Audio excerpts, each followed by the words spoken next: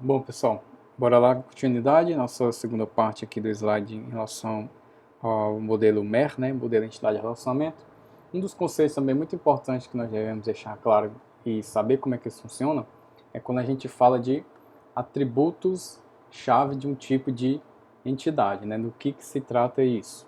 Se trata quando eu tenho a opção de identificar aquela entidade por um atributo ou lá na frente, como nós iremos ver, nas demais aulas, sobre um conjunto de atributos que podem representar unicamente aquela entidade. Então, o atributo-chave é justamente isso, é justamente aquele conjunto de atributos que vão, um conjunto de atributos ou um atributo de forma individual, que vai me representar uma entidade de forma unicamente, ou de forma que a gente pode citar também exclusiva, né? Então, são atributos cujos valores são distintos para cada entidade individual no conjunto de entidades. É como eu já citei em aula, por exemplo, o CPF diz unicamente sobre cada pessoa, é o código de pessoa física. Então, o cadastro de pessoa física, aliás. O que é que diz? É que só existe aquele número referente a você, como matrícula, só existe referente a você. Então, isso são atributos-chave que identificam vocês, que nos identificam como entidades que possuem, apesar de possuir todos os outros atributos em comum, nome, idade, data de nascimento, atributos que todos nós temos, temos um atributo que nos identifica de forma única. Então, isso aqui é o nosso conceito de atributo-chave. Então, atributo-chave é propriedade de exclusividade, deve valer para cada conjunto de entidade do tipo de entidade. O que isso quer dizer? Cada entidade deve ter seu atributo-chave. Aí cita aqui o exemplo, que matrícula é o tipo de atributo-chave para estudante, que nós temos, os professores têm também uma matrícula, e vocês têm como alunos também. Então, o tipo de entidade normalmente tem um ou mais atributos cujos valores são distintos para cada entidade. Como eu falei, pode ser que tenha só um atributo-chave, ou pode ser que seja um conjunto de atributos, né? Pode um conjunto de entidades que também podem possuir os atributos. Mas no caso, não é que necessariamente vai ser sempre só um. Pode ser um ou pode ser mais de um atributo que identifica unicamente uma entidade. Aqui eu cito o exemplo, por exemplo, nesse diagrama, nessa representação do diagrama entidade de relacionamento, nós temos aqui a entidade carro, com os atributos representados aqui.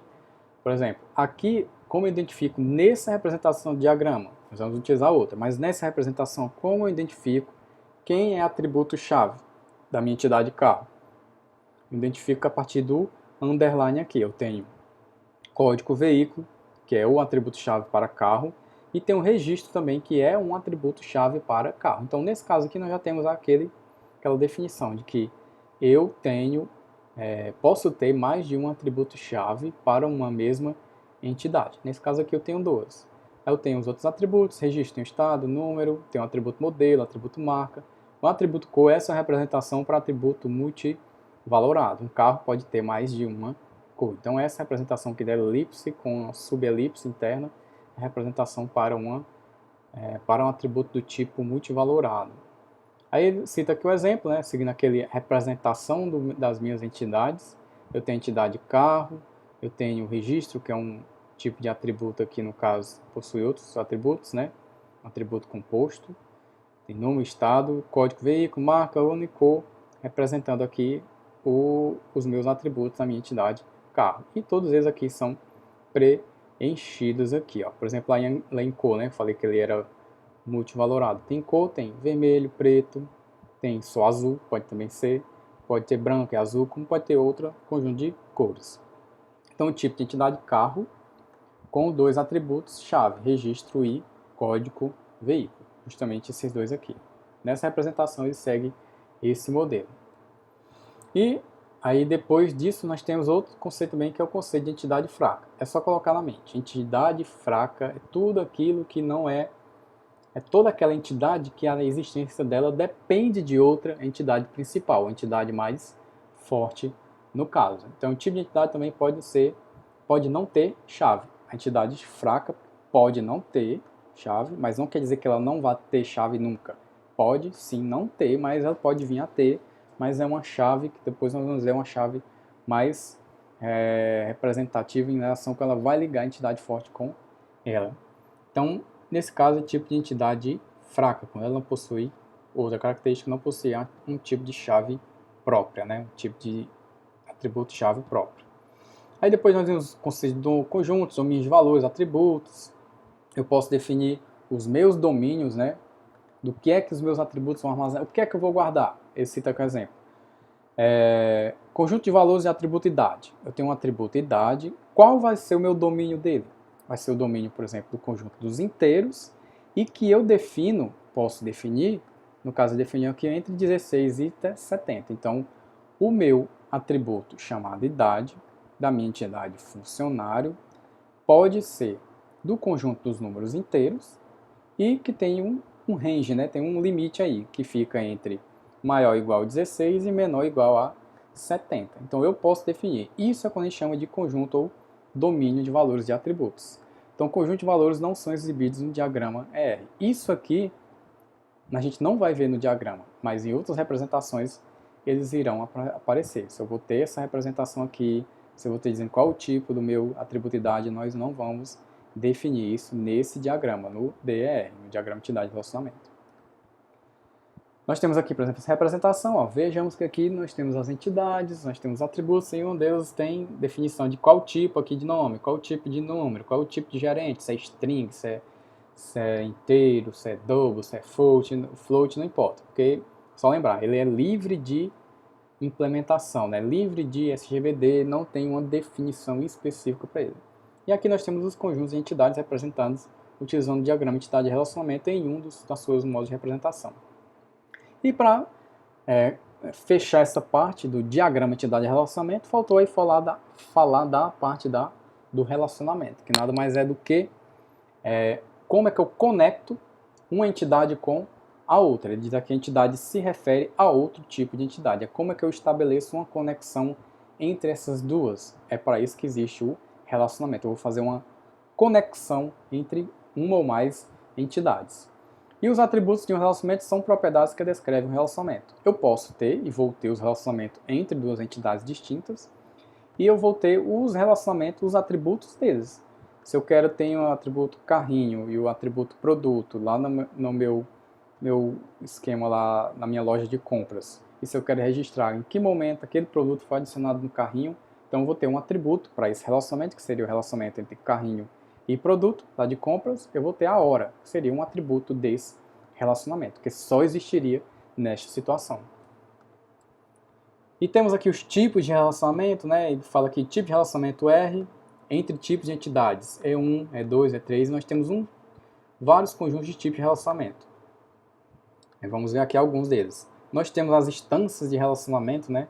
Que fala que cada RI, ou seja, cada instância de relacionamento, RI, associa N entidades individuais, E1, E2, E3. É quando ele cita aqui, por exemplo, esses dois tipos de entidades, aliás, funcionário e departamento, e tem um relacionamento entre eles dois. Então, algumas instâncias do conjunto de relacionamento trabalha para, né, esse relacionamento aqui, ó, esse RI, esse R2, R3, R4, que ele mostra aqui, ó, são o que ele chama aqui de instância, né? Cada R1 são as instâncias aqui, que representa um tipo de relacionamento trabalha para entre funcionário e departamento. O que ele quer dizer com isso? Ó, representa o tipo de relacionamento trabalha para funcionário e departamento. Essa instância aqui, ou seja, essa conexão entre funcionário e departamento, é representada pela conexão entre essas duas entidades através do relacionamento trabalho para. Então isso aqui, por exemplo, funcionário R1 trabalha, funcionário, o relacionamento R1 está conectado diretamente para o departamento D1 aqui, por exemplo, que ele cita, né? Então cada uma dessas representa uma conexão entre as entidades, beleza? Então eu tenho uma conexão entre duas entidades a partir de um relacionamento.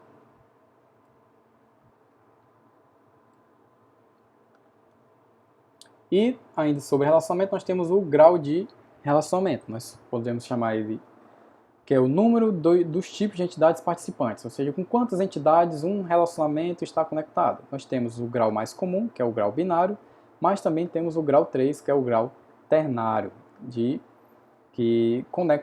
que mostra com quantas entidades aquele relacionamento está trabalhando naquele momento, né? Quantas instâncias de entidades estão naquele momento.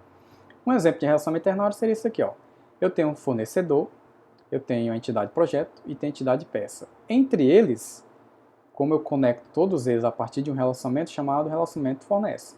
Então essas instâncias aqui, R, R2, R1, R2, R3 e até Rn aí, ou R7 que tenha, o que é que eu faço? O que é que eu tenho? Eu tenho esse tipo de relacionamento. Então esse relacionamento está relacionado com 3 outras entidades e isso eu dou o nome de relacionamento ternário. Depois lá na frente nos diagramas nós vamos ver que tem uma forma de se ler isso aqui, uma forma mais interessante de se ler esse tipo de diagrama. Nome de função, sempre eu vou colocar, quando eu tiver um nome de função ou papel, que ele fala aqui, como é que eu relaciono, por exemplo, aqui fornece. Tem 3 entidades, qual o nome que eu decido aqui? Eu sempre tenho que elaborar um nome que faça o maior sentido possível entre esse conjunto de entidades, algo que faça realmente sentido nesse conjunto. Aí tem outras definições aqui de relacionamento, temos autorrelacionamento, né, ou relacionamento recursivo, é quando eu tenho um tipo de relacionamento, aquele tipo de entidade que se relaciona com ela própria. É um relacionamento envolvendo um único conjunto de entidades. Então é um autorrelacionamento, então obrigatoriamente vai ser sempre com uma entidade, nunca com mais de uma, que aí já leva o conceito de relacionamento binário, ou com mais de uma